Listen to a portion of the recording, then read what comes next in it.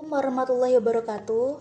Kami dari kelompok 9 yang beranggotakan 1. Denaya Betari Salsabila dengan NIM B11 2020 06332, 2. Devina Adira Krisnandianti dengan NIM B11 2020 06310, 3. Rizky Puspitasari dengan NIM B11 2020 06321, 4. Trisnandia Hamadanti dengan NIM B11 2020 06314. Di sini kami akan mempresentasikan hasil dari kerja kelompok kami yang berjudul Merancang Organisasi yang Adaptif.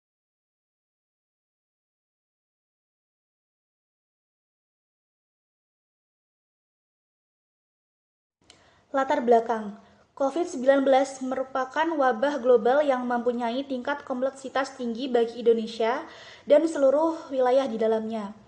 Bahkan perusahaan baik UMKM maupun perusahaan besar menurunkan omsetnya bahkan sampai menutup usahanya. Masa depan usaha tidak jelas dikarenakan tidak tahu kapan pandemi ini berakhir. Sehingga ini menjadi tantangan tersendiri bagi pelaku usaha. Oleh karena itu, dibutuhkan karakter yang kuat di dalam mengatasi tantangan atau ancaman, di antaranya adalah pemimpin usaha yang memiliki kemampuan transformasional. Bagaimana cara pemimpin bersifat adil kepada karyawan supaya tidak ada PHK? Yang pertama, tidak dapat dipungkiri bahwa pengusaha mengalami pukulan yang sangat besar akibat pandemi COVID-19 ini. Kendati mengalami dilema, perusahaan juga berusaha mengikuti himbauan dari pemerintah agar tidak melakukan PHK terhadap karyawannya. Pemimpin mengeluarkan kebijakan seperti mengubah sistem kerja karyawannya. Ada beberapa sistem kerja yang dipakai pengusaha untuk mempertahankan karyawannya agar tidak melakukan PHK dan tetap bisa bekerja. Yang pertama, membuat sistem kerja 2 shift. Aturan ini meliputi aturan shift kerja yang dibuat oleh pemerintah. Shift kerja ini nantinya akan dibagi menjadi 2. Yang pertama pukul 7 pagi dan pulang antara pukul 3 sore, dan shift kedua dimulai pukul 10 pagi dan pulang di jam 6 sore. Pengaturan jam kerja ini wajib dilakukan dengan jeda minimal 3 jam per shiftnya. Work from home. Yang kedua, work from home diberlakukan sejak 16 Maret 2020. Work from home ini identik dengan melakukan pekerjaan kantor, rapat, diskusi, dan koordinasi dengan rekan kerja atau mitra kerja yang lain dari rumah pegawai masing-masing secara online. Mengapa pemimpin perusahaan harus bersikap kritis pada saat pandemi COVID-19?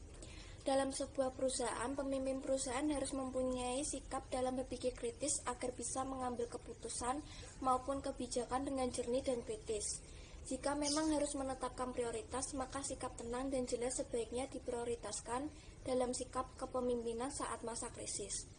Karena pada saat krisis, perusahaan memerlukan pemimpin yang tidak terbawa suasana atau ikut-ikutan panik.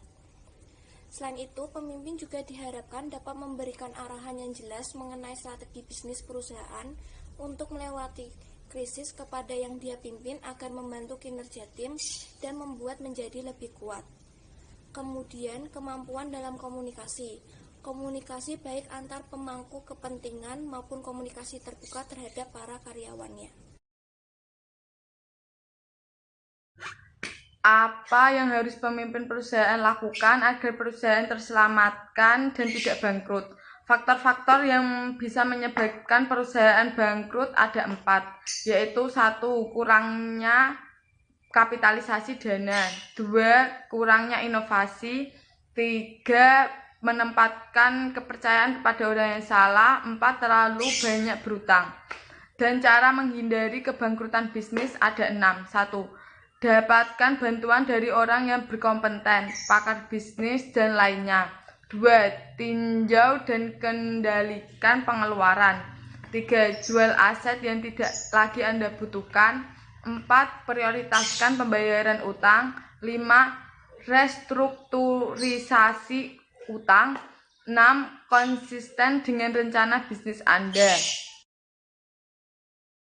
COVID-19 merupakan wabah global yang mempunyai tingkat kompleksitas tinggi bagi Indonesia dan seluruh wilayah di dalamnya. Tingkat penularan yang sangat tinggi hampir semua negara di dunia. Maka persaingan-persaingan dengan aspek sosial, politik, ekonomi, dan transportasi mengalami pengaruh dari dampak COVID-19 tersebut. Dan seorang pemimpin dalam organisasi adalah sebuah proses di mana seorang pemimpin memengaruhi dan memberikan contoh kepada pengikutnya dalam upaya mencapai tujuan organisasi perusahaan tersebut. Pemimpin yang baik bukan dilihat dari seberapa lama ia memimpin. Seorang pemimpin harus mempunyai sebuah misi ke dalam aksi dalam rangka melakukan perubahan dan perbaikan dalam masyarakat. Apalagi menghadapi kompleksitas sistem dan masalah selalu berubah dalam masyarakat. Strategi yang dibutuhkan saat COVID-19 merupakan tantangan dan kompleksitas tinggi dan semakin beratnya tantangan, sehingga dibutuhkan strategi yang kuat dan kritis dalam mengambil kebijakan. Saran dari kelompok kami adalah jiwa kepemimpinan sangat diperlukan sekali pada setiap pribadi manusia. Jiwa kepemimpinan itu perlu dipupuk dan dikembangkan paling tidak untuk pemimpin diri sendiri. Selain itu, pemimpin juga harus mempunyai komitmen yang kuat serta gigih dalam menuntaskan pekerjaannya ataupun saat mengambil kebijakan serta strategi yang dibuat dapat dipertanggungjawabkan. Karena semakin kuat memimpin, maka semakin kuat pula yang dipimpin beserta kelompok atau perusahaannya. Sekian presentasi dari kelompok 9. Mohon maaf jika ada salah kata dalam pengucapan. Terima kasih atas perhatiannya. Wassalamualaikum warahmatullahi wabarakatuh.